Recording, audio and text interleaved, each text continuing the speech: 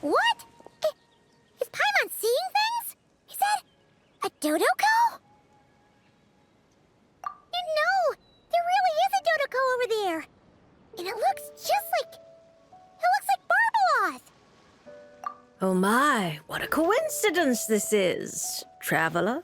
Paimon? Why is there something so fishy about hearing such a powerful fortune teller use the word coincidence? Perhaps, but it's no lie. This truly is a pleasant surprise. As a descender from beyond this world, the traveler's fate is not anchored in Tevat. Hence why most fortune tellers, including myself, are unable to predict your future. Hence why most fortune tellers, including myself, are unable to predict your future. But happily, this particular coincidence couldn't have been any more fortuitous. I recently happened to glimpse a peculiar omen. And since I had some free time, I decided to perform a brief divination and follow the omen's course. Just for a spot of fun, you understand. Oh yes, and while I was following this omen, I caught a few ethereal threads of fate and glimpsed the faces of their owners. Here, take a look for yourselves.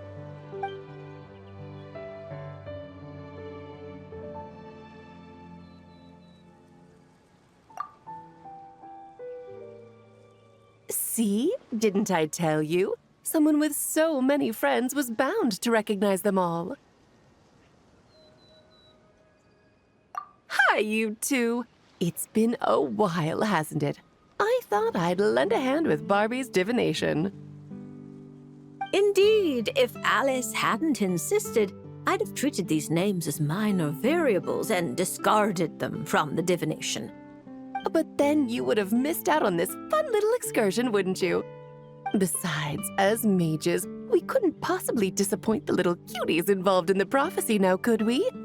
It's the dream of every child to receive wonderful gifts, go on grand undertakings, and watch mysterious prophecies unfold. Which is all to say, we simply had to see this one through. And there's no point arguing with Alice. Anyway, if I can gather these minor variables together, I should be able to adjust my divination.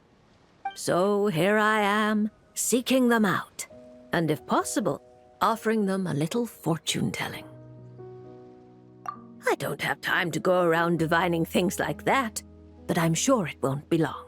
Is that why you've set up this stall? So you can sit and wait for them to arrive? Don't worry, I'm not just sitting around twiddling my thumbs. This Dodoko is simply a stand-in. I'm still working on my research. That's right.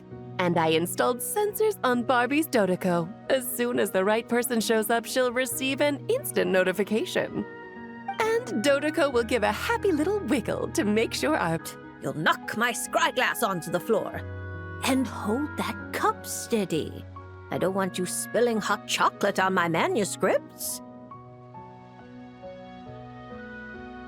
All right, keep your hat on. Just 1 second. There you go, Barbie. This one's yours.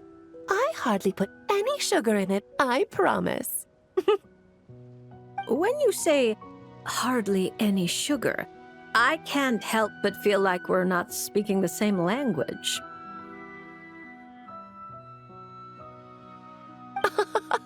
Back to business. After we followed up on Barbie's divination, I was hoping to gather everyone up, everyone involved, that is, and throw a huge party. I've even decided how we can send out the invitations. Don't worry, I've already picked out the most beautiful birds available. Picture it. In the dead of night, a huge, pure white bird flies through your window with a mysterious letter in its beak. Then you open it, and a whole new world appears before your eyes. Unfortunately, as I told Alice, doing that would only serve to disrupt the path of fate. Besides, dealing with such small prophecies is a real pain, so it's off the cards. Oh, fate is such a spoil sport. Nevertheless, we can still have a party. When the time is right, I'll invite everyone myself. And as I do hate waiting for parties, Traveler, Paimon, can I leave the job of bringing your friends here to this stall to you? Then we'd be the ones disrupting the path of fate, right? Seeing as the people in the prophecy already have ties to the Traveler, in theory, their fates are already intertwined. If the Traveler steps in to invite them and hurry things along, it shouldn't have too large an effect on the divination. Reliable as always. For the sake of the party, it's in your hands. I promise to save you the best seats, closest to the cake. Barbie, why are you tearing that paper apart? What are you doing? I'm using it to plug my ears. Between you and Nicole, if my head isn't hurting, then my ears are. Ugh, I miss Octavia.